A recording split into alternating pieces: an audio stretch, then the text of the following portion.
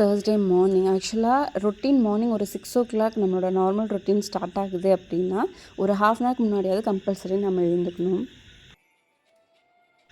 First thing நம்ம fresh up ஆகிறது. And second thing என்னோடய மாமியார் வாசல் தெளித்து வச்சுருப்பாங்க, சாணம் தெளித்து அதை கூட்டிகிட்டு கோலம் போடணும். இது வந்து ரேராக தான் பண்ணுவேன், எப்போவுமே வந்து கம்பல்சரி பண்ணுவேன் அப்படின்னா கண்டிப்பாக கிடையாது. ஏன்னா பேபி வந்து சம்டைம்ஸ் ஏர்லியாக தூங்கிப்பாங்க, மார்னிங் சீக்கிரம் எழுந்துப்பாங்க. சம்டைம்ஸ் லேட்டாக தூங்கினாங்க அப்படின்னா மார்னிங் நம்ம எழுந்துக்கவும் கம்பல்சரி லேட் ஆகிடும். ஸோ இது ரொட்டீனாக ஃபாலோ பண்ணுறது கிடையாது தான். பட் இந்த மந்த் ஃபுல்லாக மார்கழி மந்த் இல்லையா, ஸோ கம்பல்சரி மார்னிங் எழுந்துட்டு விளக்கு போடணும் அண்ட் வந்து கோலம் போடணும், அது வந்து எக்ஸ்பெக்ட் பண்ணுவாங்க. ஸோ இந்த மந்த் வந்து கம்பல்சரி கொஞ்சம் எழுந்து அதை பண்ணிட்டுருது.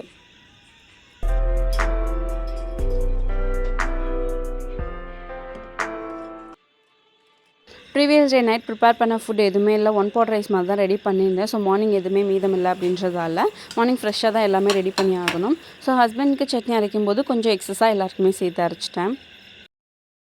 சட்னியுமே ஏர்லி மார்னிங் ஒரு 6:30க்கு தான் ரெடி பண்ணிகிட்ருக்கேன். ஸோ இப்போ ரெடி பண்ணுறது ஒரு 8:30க்கு தான் நாங்கள் எடுத்துப்போம் அப்படின்றதால அப்போதைக்கு லைட்டாக சூடு பண்ணிப்பேன். இந்த ஒர்க்லாம் ஸ்டார்ட் பண்ணுறதுக்கு முன்னாடியே நான் டீ போட்டு குடிச்சிட்டேன். ஆக்சுவலாக எழுந்துட்டு ஃப்ரெஷ்ஷப் ஆகிட்டு கோலம் போட்டுட்டு டீ சாப்பிட்டுட்டு அப்புறம் தான் என்னோடய நார்மல் ரொட்டீன் ஸ்டார்ட் ஆகும்.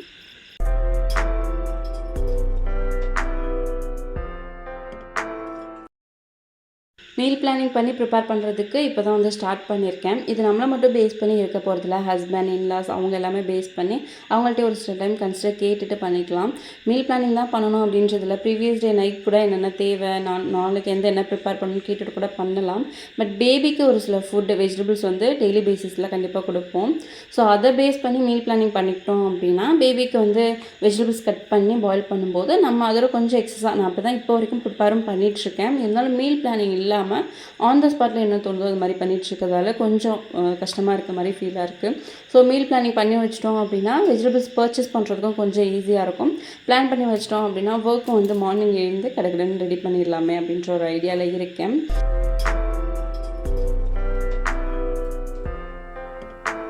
இன்னொரு மெயினான விஷயம் மீல் பிளானிங்க்கு ரீசன் என்ன அப்படின்னா, இந்த வீக் நான் ஒரு காய்கறி செட்டாக பர்ச்சேஸ் பண்ணுறோம் இல்லையா, நெக்ஸ்ட் வீக்கும் ஹஸ்பண்ட் ஃபஸ்ட்டு அதை தான் சூஸ் பண்ணுவாங்க. ஸோ இதுதான் நம்ம வந்து சாப்பிடுவோம் அப்படின்ற மாதிரி பழகிட்டாங்க. ஸோ ஃபஸ்ட் நம்ம சாப்பிட்ற ஐட்டமாக வந்து பர்ச்சேஸ் பண்ணுவாங்க கம்பல்சரி. அவங்க ஒரு 5 years கிட்ட, எங்களுக்கு மேரேஜ் ஆகி 4 years கிட்ட ஆகிடுச்சு. இந்த 4 years-ஆக இந்த காய்கறி மட்டும்தான் இருக்கும் அப்படின்ற மாதிரி கம்பல்சரி இதெல்லாம் இருக்கும். அதை தாண்டி எக்ஸ்ட்ரா நம்ம சொன்னால் தான் வந்து 1 or 2 காய்கறிஸ் வந்து வாங்கிட்டு வருவாங்களே தவிர அவங்களுக்கு இது மட்டும் தான் நம்ம வாங்கணும் அப்படின்ற ஒரு மைண்ட் செட்லேயே போயிட்டு அதை மட்டும் தான் பர்ச்சேஸ் பண்ணிட்டு வருவாங்க. ஸோ மீல் பிளானிங் பண்ணி வச்சிட்டோம் அப்படின்னா இந்த வீக் ஒரு செட் ஆஃப் வெஜிடபிள்ஸ் வாங்கிட்டு வந்து ப்ரிப்பேர் பண்ணுறோம் அப்படின்னா நெக்ஸ்ட்டு வேறு செட் ஆஃப் வெஜிடபிள்ஸ் வந்து பர்ச்சேஸ் பண்ணலாம் இல்லையா. ஸோ நம்ம மீல் பிளானிங்க்கு ஏற்ற மாதிரி இந்த வீக் இது வாங்கிட்டு வாங்க அப்படின்ற மாதிரி இருந்தாலுமே அவங்களுக்கு தேவையான ஃபுட் அந்த வெஜிடபிள்ஸ் கண்டிப்பாக வாங்கிட்டு வர தான் செய்வாங்க. இருந்தாலும் கொஞ்சம் சேஞ்ச் ஓவர் கொடுக்கலாமே அப்படின்றதுக்காக.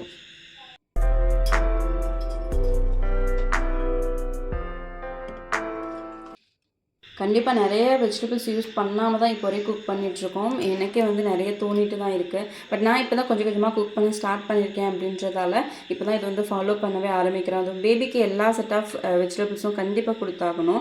இப்போ வரையும் ஒரு சில வெஜிடபிள்ஸ் வந்து அவங்களுக்கு ட்ரை கூட நான் பண்ணதே இல்லை.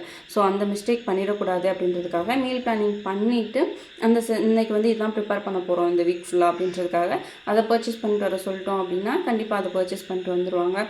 ஸோ அந்த மாதிரி ப்ரிப்பேர் பண்ணி கொடுக்கலாம் அப்படின்ட்டு இருக்கேன்.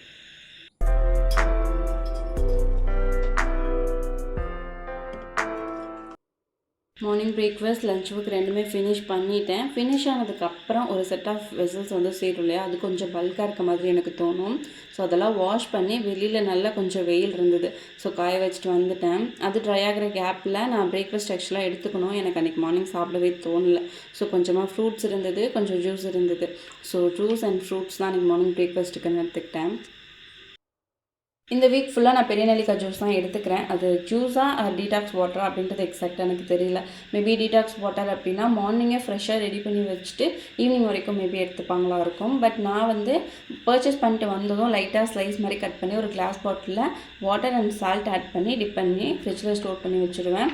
ஸோ எனக்கு எப்போல்லாம் வந்து தோணுதோ வீக்லி ட்ரைஸ் கண்டிப்பாக 3 daysக்கு மேலே அதை எடுத்துக்க மாட்டேன். ஸோ ஒரு வாரத்தில் 3 நாள் 1 day விட்டு அந்த ஜூஸ் வந்து போட்டு எடுத்துப்பேன். இந்த நைஃப் செட் போட்டு வச்சுக்கிறோம் இல்லையா, அதில் ஒரு சின்ன ட்ரிக் மாதிரி நான் ஃபாலோ பண்ணிட்டுருக்கேன். என்ன அப்படின்னா, இது ரெண்டுமே ஸ்டெயின்லெஸ் ஸ்டீலில் நான் தான் பர்ச்சேஸ் பண்ணிட்டு வந்தேன். ஆக்சுவலாக ஒன்று இருக்கிறது தெரியாமல் யூஸ் பண்ணவே இல்லை. பர்ச்சேஸ் பண்ணிட்டு வந்ததோட சரி, அது யூஸ் பண்ணல. பட் அது இருக்கிறது தெரியாமல் நான் இன்னொன்றும் பர்ச்சேஸ் பண்ணிட்டு வந்துட்டேன்.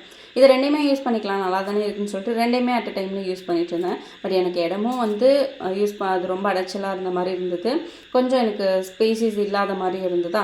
ஸோ நான் என்ன பண்ணிட்டேன், 2லேயும் தனித்தனியாக ஸ்பூன்ஸ் அண்ட் லைட்டர்ஸ், நைஃப் எல்லாமே போட்டு வச்சுருந்தேன். அது எல்லாமே ஒரு இதில் எனக்கு காம்பேக்டாக போதும், நான் இவ்வளோ தான் யூஸ் பண்ணுவேன். ஸோ என்ன பண்ணிட்டேன், ஒரு இதில் வந்து சேஞ்ச் பண்ணி வச்சுட்டு இன்னொரு இதை வாஷ் பண்ணி எடுத்து வச்சிடுறது.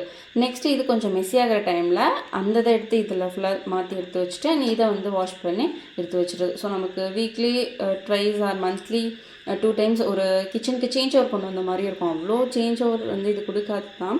பட் இருந்தாலும் நமக்கு 2மே ஒன்று வந்து எனக்கு தூக்கி போட மனசே இல்லை.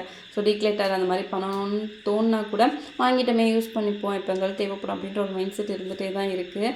ஸோ நான் வந்து சேஞ்ச் பண்ணி வச்சுக்கிறது. இது யூஸ் பண்ணும்போது அது வாஷ் பண்ணி எடுத்து வச்சுருவேன். நெக்ஸ்ட் இது மெஸ்ஸி ஆச்சு அப்படின்னா அதை சேஞ்ச் பண்ணிவிட்டு இதை வாஷ் பண்ணி எடுத்து வச்சுட்ருவேன்.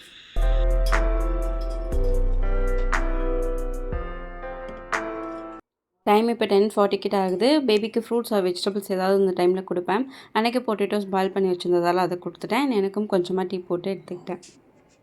இந்த மேரேஜ் ஆன புதுசில் ஏதாவது ஒரு திங்ஸ் வாங்குகிறோம் அப்படின்னா அது பேராக வந்து வாங்கிக்கலாம் அப்படின்னு ஒரு மாதிரி நமக்கு ஆசையாக இருக்கும் இல்லையா. ஸோ அந்த மாதிரி தான் இந்த டீ டம்ளர்ஸ்லாம் பார்த்தா, டீ கப்ஸ்லாம் பார்த்தா பேராகவே வாங்கிப்பேன். நம்ம இந்த ஈவினிங் டைமில் சேர்ந்து உட்காந்து டீ குடிக்கணும், காஃபி குடிக்கணும் அப்படின்னு சொல்லிட்டு அதுக்கு பேராக வந்து ஒரு கிளாஸ் கண்டெய்னர்ஸ், டீ கப்ஸ் இது இருக்கணுமே அப்படின்றதுக்காக.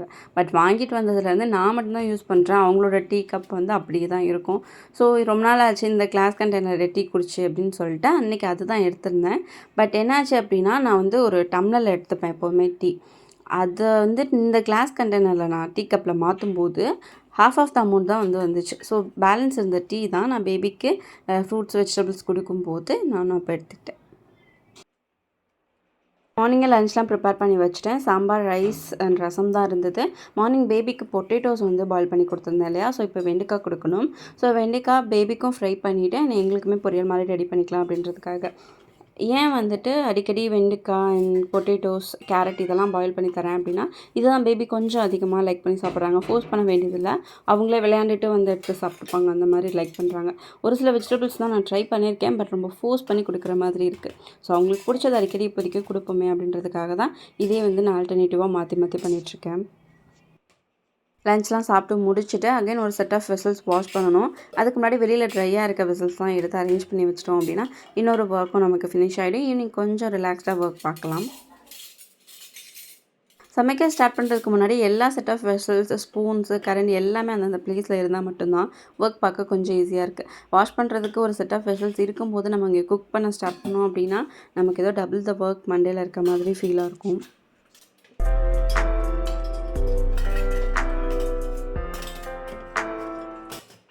வீக் டேஸில் வெனஸ்டே எப்போவுமே க்ளீனிங் டே ரொட்டீன் மாதிரி ஃபாலோ பண்ணுவேன். பட் ஒர்க்கை ஃபுல்லாக ஃபினிஷ் பண்ண மாட்டேன். க்ளீனிங் ரொட்டீனை ஃபுல்லாக ஃபினிஷ் பண்ணிவிடுவேன். பட் அந்தந்த ப்ளேஸில் அதை எல்லாமே அகெயின் ஆர்கனைஸ் பண்ணி எடுத்து வைக்க மாட்டேன்.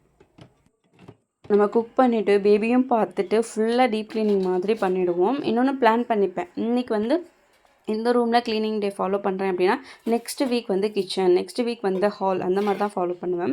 பட் எல்லா ஒர்க்கும் ஃபினிஷ் பண்ணிவிட்டு ரொம்ப டயர்ட் ஆகிடுவோம். இல்லை டயர்ட் ஆகலை, நமக்கு டைமே இருக்குது அந்த ப்ளேஸில் அரேஞ்ச் பண்ணி வைக்கலாம் அப்படின்னா கூட நெக்ஸ்ட் டே வந்து ரொம்ப டயர்ட் ஆகிடுவோம். ஸோ நெக்ஸ்ட் டேக்கான ஒர்க் வந்து நான் பெண்டிங் வச்சுடுவேன். பண்ண மாட்டேன். ஒரு சில ஒர்க் அப்படியே சோம்பேறித்தனத்தில் வச்சுருவேன். ஸோ எனக்கு அந்த ஒர்க் அடுத்தடுத்த நாள் பெண்டிங்கில் வந்துகிட்டே இருக்கும். ஸோ அதனால் என்ன பண்ணுறது, ஃபுல்லாக க்ளீனிங் முடிச்சிட்டா கூட நெக்ஸ்ட் டே அதெல்லாம் அரேஞ்ச் பண்ணி வச்சுக்கலாம் அப்படின்றதுக்காக பெண்டிங் வச்சுட்றது. ஸோ எப்போதுமே வெனஸ்டே டீப் க்ளீனிங் ரொட்டீன் இருக்குது அப்படின்னா தேர்ஸ்டே அதெல்லாம் அரேஞ்ச் பண்ணி ஆர்கனைஸ் பண்ணுற ஒர்க் இருக்கும். ஸோ இந்த மாதிரி நம்ம ஸ்ப்ளிட் பண்ணிக்கிட்டால் மட்டும்தான் ஓரளவுக்கு இந்த ஹோம் மேக்கிங் அப்படிங்கிறத வந்து ஃபாலோ பண்ணிக்க முடியும், பேபி பார்த்துக்க முடியும் அண்ட் குக்கிங்கும் வந்து ஃபாலோ பண்ணிக்க முடியும். ஒரு சில டைம் என்ன பண்ணுவோம், ஒரே டேயில் வந்து எல்லாமே முடிச்சு வச்சிட்டோம் அப்படின்னா ஓகே நமக்கு ரிலாக்ஸ்டாக இருக்கும், ரிலீஃபாக இருக்கும் அப்படின்றதுக்காக முடியலன்னா கூட இழுத்து போட்டு எல்லாத்தையும் பண்ணிடுறது. அது நமக்கு வந்து ஒரு 3 to 4 days ரெஸ்ட்லெஸ்ஸாக ஃபீலாக இருக்கும், டயர்டாகிடுவோம். ஸோ அது வந்து வேண்டாம் அப்படின்றதுக்காக தான் நான் இந்த மாதிரி ஃபாலோ பண்ணிப்பேன். அதே மாதிரி இந்த ஃப்ரிட்ஜ் கண்டெய்னர்ஸ் அண்ட் கிராசரி கண்டெய்னர்ஸ்லாம் காலியாச்சு அப்படின்னா அப்பப்போவே பட் தனியாக தான் வெசல்ஸோடு சேர்க்காம தனியாக வாஷ் பண்ணி எடுத்து வச்சு அப்பயே ரீஃபில் பண்ணுறதால எனக்கு டீப் க்ளீனிங்கில் இந்த glass containers and grocery containers இதெல்லாம் செட்டாக வந்து வாஷ் பண்ணி எடுத்து வைக்கணும் அப்படின்ற ஒரு ஒர்க் மட்டும் எனக்கு இப்போ வரைக்கும் இல்லை. பட் ஒரு சில மந்த்ஸ் நிறைய கிராசரிஸ் வந்து காலி ஆகிடும். ஸோ அப்போதைக்கு 1 ஆர் 2ல் தான் வந்துட்டு திங்ஸ் ஏதாவது இருக்கும். ஸோ அதையும் சேர்த்து வாஷ் பண்ணிவிடுவோம் அப்படிங்கிறதுக்காக அதையுமே அந்த வீக் டேஸ் ரொட்டீனில் நிறைய ஒர்க் இல்லாத ஒரு டேவாக சூஸ் பண்ணி அப்போ தான் அதெல்லாம் க்ளீன் பண்ணி அண்ட் வாஷ் பண்ணி எடுத்து வைப்பேன். ஸோ நம்மளால் எப்போ முடியுதோ அப்போ பண்ணிக்கலாம். இப்படி தான் பண்ணணும், இப்படி தான் அரேஞ்ச் பண்ணி வைக்கணும் அப்படின்னு யாருமே கம்பல் பண்ணலை. இந்த ஒர்க்லாம் ஏன் பண்ணணும், எக்ஸ்ட்ரா ஏன் இதெல்லாம் பண்ணிகிட்ருக்கன்ற மாதிரி தான் கேட்பாங்க. ஸோ அதனால் நமக்கு எப்போ ஃப்ரீ டைம் இருக்கோ, எப்போ நம்மளால் பண்ண முடியுதோ அப்போவே பண்ணிக்கலாம்.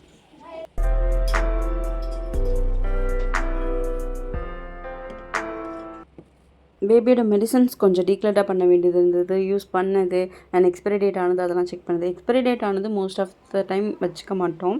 பட் இருந்தாலும் ஒரு டைம் யூஸ் பண்ணிட்டோம் அப்படின்னா நெக்ஸ்ட் டைம் அதை வந்து யூஸ் பண்ண வேண்டாம்னு சொல்லிடுவாங்க இல்லையா? ஸோ அதெல்லாமே ரிமூவ் பண்ணாமல் இருந்தேன். ஸோ அதெல்லாம் பார்த்து அதெல்லாமே ரிமூவ் பண்ணிவிட்டு டீக்ளட்டர் பண்ணி வச்சாச்சு. நம்ம ஒரு க்ளீனிங் ரொட்டீனில் ஒரு வேலையை செய்ய ஆரம்பித்தோம் அப்படின்னா அதை தொட்டு அடுத்த வேலை, அதை தொட்டு அடுத்த வேலைன்னு நம்ம எங்கேயோ ஸ்டார்ட் பண்ணி எங்கேயோ ஃபினிஷ் பண்ணுற மாதிரி இருக்கும். அன்றைக்கி மார்னிங் பேபியோட மெடிசன்ஸ் டீக்ளட்டர் பண்ண தான் ஸ்டார்ட் பண்ணேன். அடுத்தடுத்து நான் ஒரு ஒர்க்காக பண்ண ஆரம்பிச்சிட்டேன். ஸோ இந்த கபோர்டுக்கு மேலே இருக்க ஸ்பேஸில் தான் பேபியோட திங்ஸ்லாம் அரேஞ்ச் பண்ணி வைப்பேன். ஸோ இதையும் கையோட டஸ்ட் பண்ணி விட்டுடலாம் அப்படின்ட்டு டீப் க்ளீனிங் இந்த கபோர்டில் நான் இப்போ வரையும் பண்ணலை. இன்னும் பண்ண வேண்டியது இருக்குது. இப்போதைக்கு மேலால் லைட்டாக டஸ்ட் பண்ணிவிட்டு அதையும் அரேஞ்ச் பண்ணி வச்சுட்டேன். நம்ம பேபிக்கு எவ்வளோ தான் விளையாடுறதுக்கு டாய்ஸ் வாங்கி கொடுத்தாலும் கிச்சனில் இருக்க ஐட்டம்ஸ், யூட்டிலிட்டி ஐட்டம்ஸ் இல்லை நம்ம ஏதாவது வச்சுருக்க திங்ஸ் தான் அவங்களுக்கு விளையாடுறதுக்கு வேணும். இந்த ப்ரஷ் அவங்களுக்காக பர்ச்சேஸ் பண்ணது தான். ஸோ இது ஓப்பன் பண்ணி க்ளோஸ் பண்ணும்போது ஒரு சவுண்ட் வரும் இல்லையா? ஸோ அதை கேட்டுட்டாங்க போல். அது மாதிரி ஓப்பன் பண்ணி க்ளோஸ் பண்ணி விளையாண்டுட்டு இருந்தாங்க. டைம் ஆக்சுவலாக 3 o'clock ஆகுது. பேபியோட நேப் டைம் இது. ஸோ அவங்களோட பாத் ரொட்டீன் முடிச்சுட்டு அவங்கள தூங்க வச்சாச்சு. பேபி டீப் ஸ்லீப்பில் இருக்காங்க. ஸோ இந்த டைமில் நான் கிளாத்லாம் வாஷ் பண்ணிப்பேன். மேட்ஸ் எல்லாமே 2 வீக்ஸ் ஒன்ஸ் தான் வாஷ் பண்ணுற மாதிரி இருக்கும். பட் இந்த மேட் நான் ஒயிட் கலரில் வாங்கிட்டேன். ட்ரெஸ்ஸிங் டேபிளுக்கு கீழே யூஸ் பண்ணுற மேட் இது. ஸோ இது அடிக்கடி வந்து மெஸ்ஸியாகிற மாதிரி இருக்குது, அழுக்குப்படுற மாதிரி தெரிகிற மாதிரி இருக்கனால இதை மட்டும் நான் வந்து வீக்லி ஒன்ஸ் கம்பல்சரி வாஷ் பண்ணி வச்சிட்ருக்கேன். நம்ம எந்த அளவுக்கு ப்ராப்பராக ஆர்கனைஸ் பண்ணி வைக்கணும், அரேஞ்ச் பண்ணி வைக்கணும் அப்படின்னு நினைக்கிறோமோ அந்தளவுக்கு ஒர்க் அதிகமாக இருக்குது. ஸோ ஒரு செட் ஆஃப் திங்ஸ்லாம் நம்ம வாங்கி வச்சதாலேயே அதெல்லாம் மெயின்டைன் பண்ணுறதுக்கு ஒரு ஹோல் டேவே தேவைப்படுது ஆக்சுவலாக. ஸோ ஆர்கனைஸ்டாக இருக்கணும் அப்படின்னா கண்டிப்பாக அதை அரேஞ்ச் பண்ணி அடுத்தடுத்த ஒர்க் இருந்துகிட்டே இருக்கும்.